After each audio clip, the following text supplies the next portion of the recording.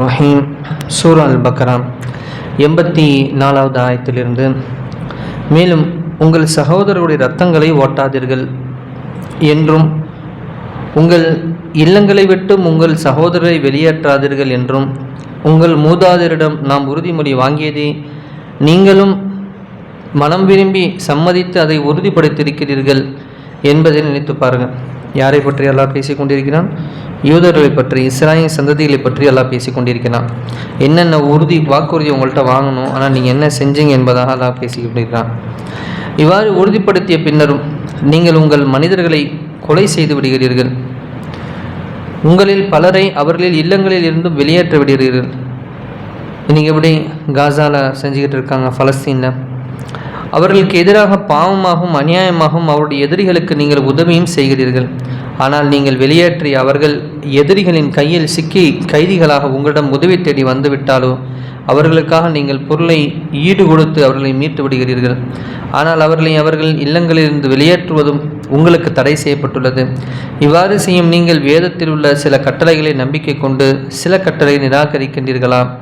உங்களில் எவர்கள் இவ்வாறு செய்கிறார்களோ அவர்களுக்கு உலகத்தில் இழிவை தவிர வேறொன்றும் கிடைக்காது. மறுமையிலோ அவர்கள் கடுமையான வேதனையின் பக்கம் விரட்டப்படுவார்கள். உங்கள் இச்செயலை பற்றி அல்லாஹ் பாராமுகமாக இல்லை என்று அல்லாஹ் கூறுகிறார். பாருங்க, இங்கே என்ன வருகிறது? வேதத்தில் சில கட்டளைகளை நீங்கள் எடுத்து நடக்கிறீங்க, சில கட்டளைகளை விட்டுறீங்க என்பதாக அல்லாஹ் கூறுகிறான். நம்ம ரொம்ப பயப்படணும், இந்த முஸ்லீம் சமூகம் பயப்படணும். என்ன விஷயம் அப்படின்னு கேட்டால், இப்போ இந்த வேதம் இருக்குது, இதில் எத்தனை கட்டளைகள் எல்லாம் எனக்கு கூறினான்னு யாருக்கு தெரியும்? யார் எடுத்து படித்தோம்?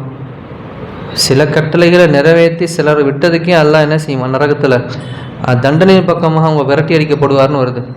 அப்போ நமக்கு எதுவுமே தெரியலையே, அப்போ எதை செஞ்சோம் எதை விட்டோன்னு எப்படி தெரியும்? அப்போ நம்ம இன்னுமே அஞ்சணும். அப்போ எவ்வளோ வேதத்தின் விஷயத்தில் நம்ம கவனக்குறைவாக இருக்கக்கூடாது, இன்னும் கவனமாக இருக்கணுங்கிறத சிந்திச்சு பார்க்கணும்.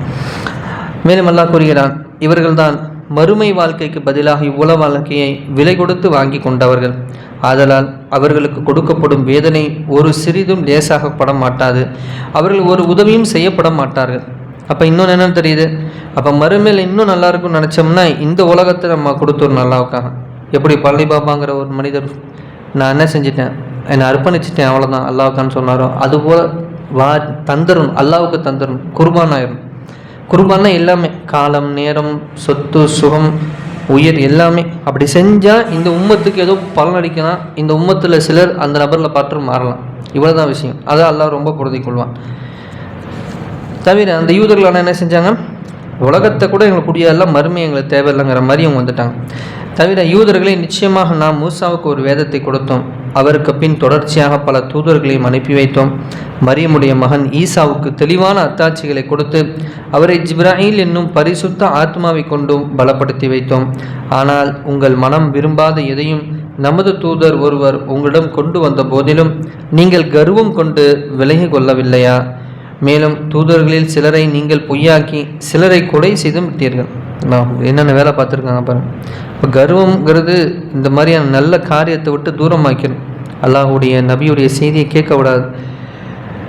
எங்கள் உள்ளங்கள் திரையிடப்பட்டிருக்கின்றன என்று அவர்கள் பரிகாசமாக கூறுகின்றார்கள்.